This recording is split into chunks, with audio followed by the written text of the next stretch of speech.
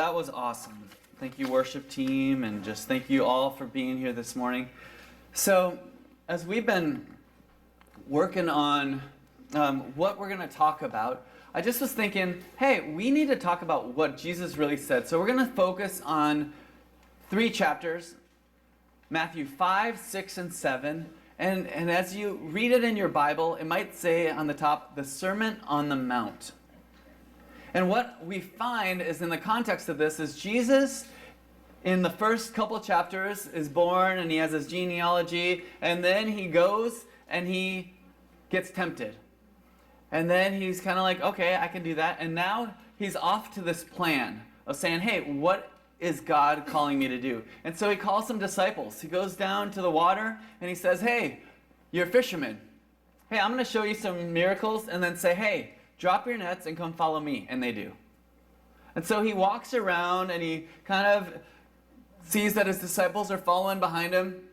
And so they go from town to town, and he performs miracles.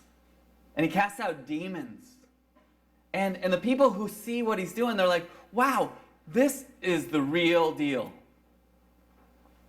And as he does these miracles, they say, okay, you're the real deal, so now I want to listen to every word that you say.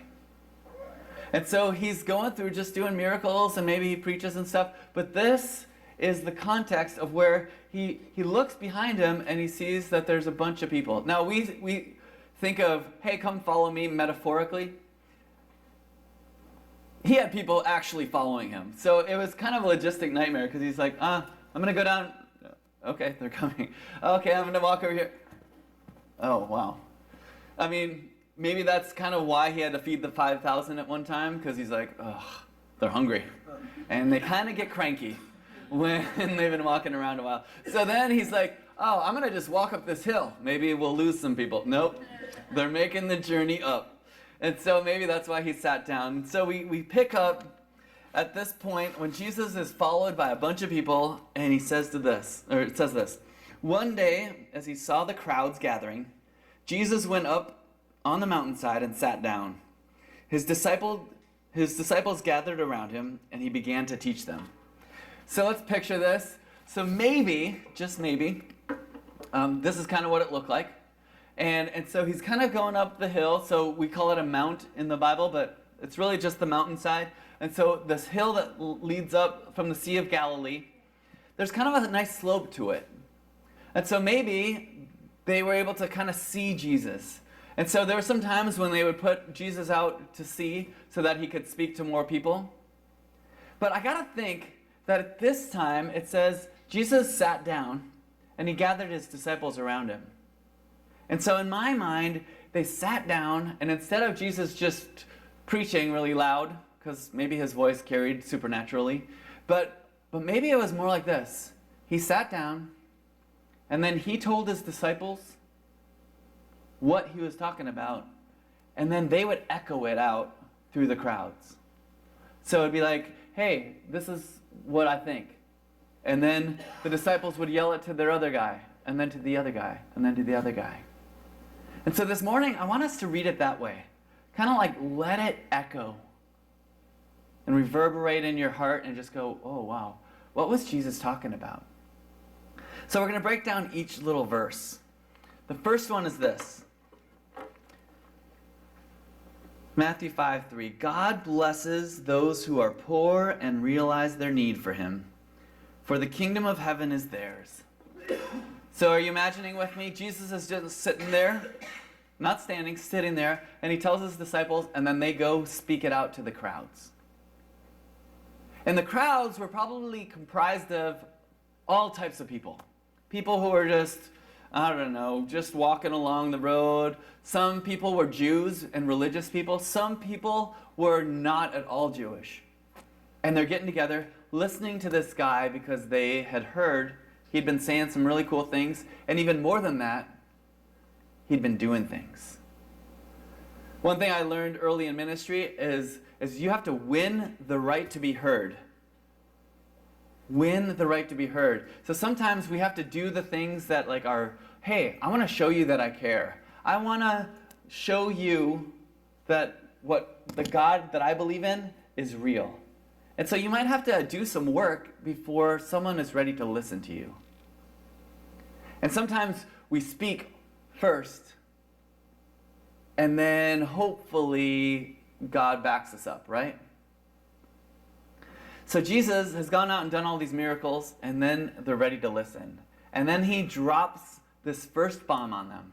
And he says this: God blesses those who are poor and realize their need for him. Okay, so let's just think about this. In the time of Jesus, there were Jews that had a lot of power. They would get together and they had their council, and they would kind of co-run their government. So the Romans had come in and kind of overtaken them, but they're like, wow, we better not do that. So there was kind of this cooperation. Okay, so the Romans are kind of this overseer, so we'll put someone who's the Jewish leader that can kind of talk and keep everyone in control. And so they've got this power coming from Rome, and then they had their own power, and they're hoarding that so that they keep their power.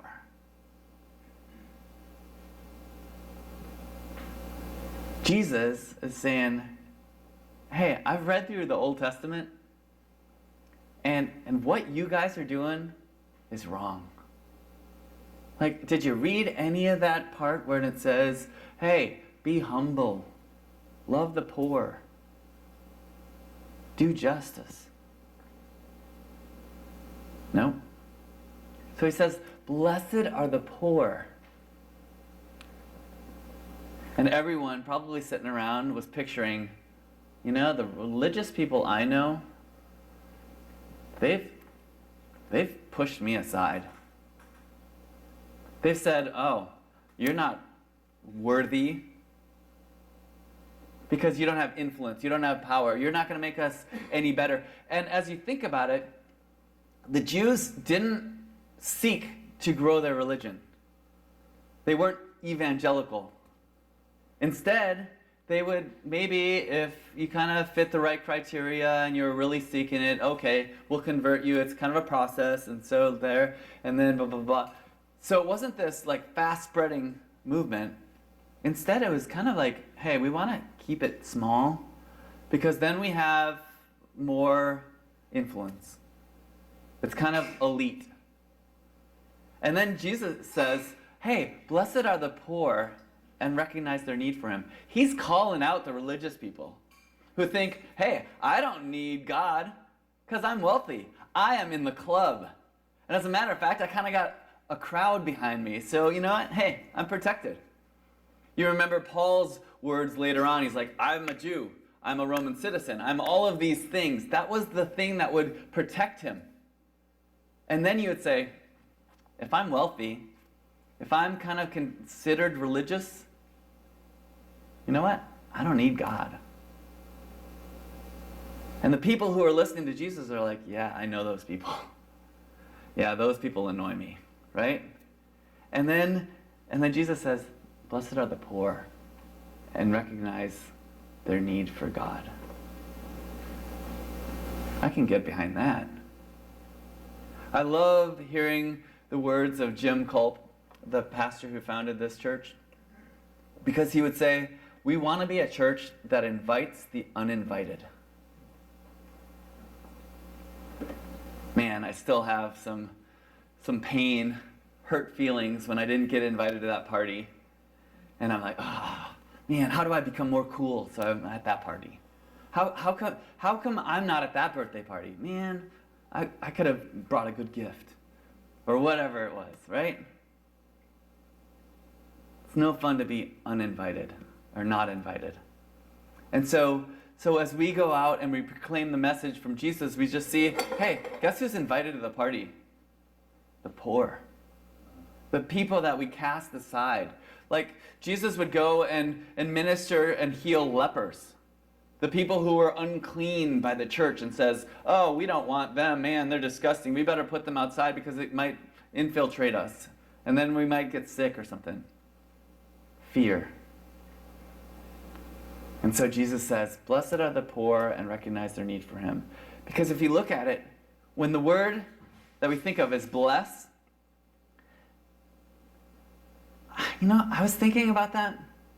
I don't think we really understand what that word means. Like, it's bigger than what we think. God blesses, because sometimes my small faith says, oh man, if I am blessed, that means I get what I want, right? Dear God, give me a bicycle.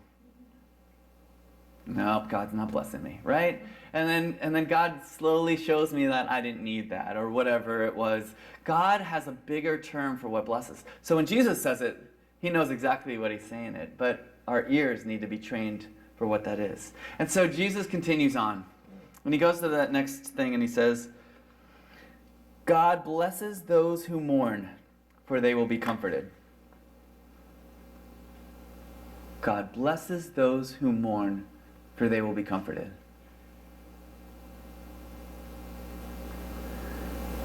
Now we're getting on to theology.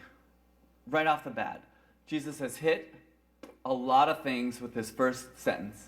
And then he goes into the second sentence and says so much more.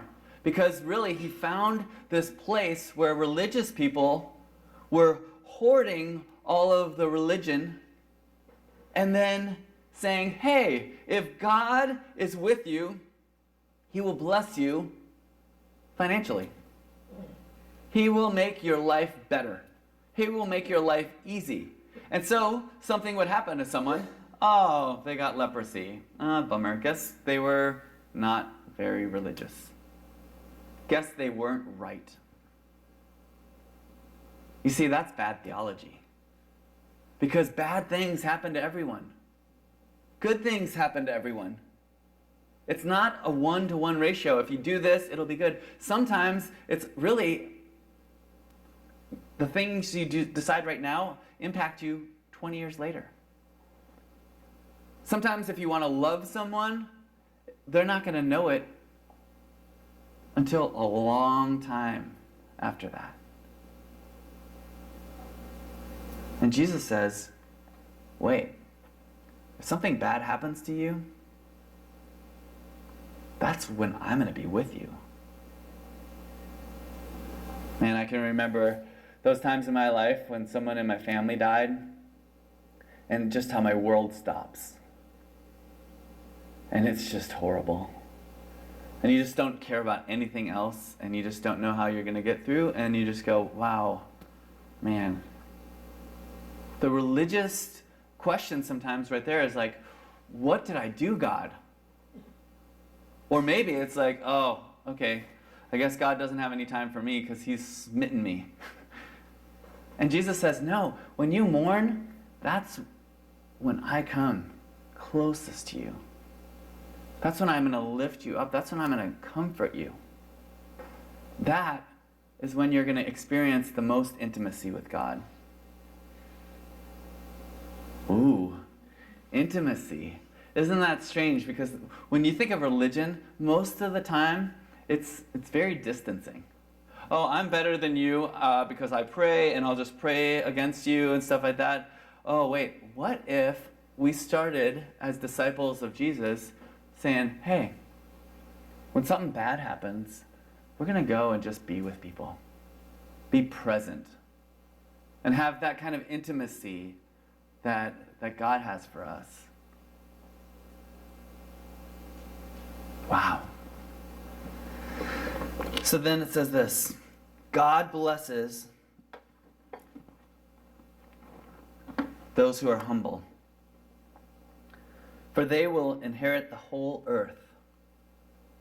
Okay, again, we see this picture of religious people, and they kind of have the inheritance, right? And we still see it today. Even in my heart, I'm like, yep, well, I'm a Christian, and I'm going to heaven, right? And I kind of think, oh, that's my ticket. I am in there. But then you talk to more and more people, and you say, whoa, that sounds a little prideful. You see, Jesus knew people's hearts. And he saw those religious people that instead of using their righteousness to bless others, they would keep it from others. And I had this picture of people trying to climb over a wall. And we have this human tendency to maybe, like, instead of like helping someone over that wall, we're going to step on someone's face so that we can get ourselves over that wall. That's our selfishness. We say, oh man, I gotta worry about me. I gotta take care of me. And so you're just like scrapping and clawing at anyone and any foothold that you can because you want to make sure that you make your life better. But Jesus says the path is a little bit different. Seek being humble. I don't want to. What if I don't get as much as I could? Yeah. Guess what? In the long run, you're going to get everything. But I'm very impatient. You created me, you know that. Be humble. And I love that about the life of Jesus is that he demonstrated humility over and over again. And it didn't mean that he wasn't elevated into like big things. But God says, if you humble yourself before me, then I will exalt you. And just trust that. There's an old proverb that says, let other people say good things about yourself. Think of that echo through the crowds. That's not the religion I know. Humility? You're saying that that's how you're going to spread this gospel? Seems a little bit slow. Okay, so then, let's try another one. God blesses those who hunger and thirst for justice, for they will be satisfied. Okay, so now it's kind of tying in a little bit together. Because really, if you think about it, if you're going to follow Jesus, if you're going to say, hey, God, this is the real deal, I know that what you're saying is true, then you have to start doing what Jesus actually says. Then he says, hey, it's going to look like this. If your heart's been changed, if you start to become humble, then you're going to start to hunger and thirst for justice. Well, what is justice? Justice, according to religion at the time, was an eye for an eye and a tooth for a tooth. We'll get to that a little bit later. So if someone goes and says, hey, I'm going to, kind of maybe get back at that person because they wronged me. And then you fight this justice. It's like this one for one. And you know what happens with one for one? It's just a tennis match. Back and forth, back and forth. And we know that the life of Jesus ends up saying, hey, we gotta break that cycle. We gotta break the cycle and start, instead of looking for yourself, go hunger for justice. And justice isn't gonna look like, oh, that person did something against me, so I have this righteousness where I can force them into something bad or, kind of get even retribution, this what they deserve. Instead, it's justice. Like there's someone who's been born in poverty. There's someone who there's no way that they can get out of their cycle of the way that they're living unless someone looks out for them. I brought that up earlier about the World Trade Center and all of the things that are happening in this world. It's very easy for us to try to forget what's happening in this world. The hard things and stuff. And that's because we want maybe something better for our own lives. And so we just try to listen to the things that are good. And maybe those people that are hurting or are in a hard place, oh man, I don't have time for that. Too busy. You see, God will give you that hunger for justice, that thirst for justice, where you say, man, this is not right. There's just something completely not right about this. And because I know God, because Jesus came and saved me and can love me, I know that he loves this child of his. It doesn't matter where they were at, what they look like, what decisions they've made, how lost they are, how close they are. Whatever it is, God will give you that hunger. And then you see yourself change. And you see yourself going, wow, You know what? I used to be only worried about myself. And now I want to see things working out for people. Maybe even people who don't have a voice. You see, sometimes we need to be the voice for the voiceless. And you're like, what? That doesn't happen. Everyone has a say and stuff like that. No, that's not how it is in the world. It's not even how it is in our own country. And so what would it look like if you started hungering and thirsting for that? That's what gets you up in the morning and says, oh wow, I'm really excited about this. Then you're starting to hear the words of Jesus. And it's starting to take hold. So we're going to continue on talking about the words of Jesus these next few weeks. We're going to continue hearing what he said on that mountainside to all of those crowds as he began his ministry and say, wow, how come we religious people, we righteous people, miss out on the words of Jesus? And it's like, well, that's a constant battle. And so we read it with fresh ears so that Jesus can continue to change our hearts. So let's pray.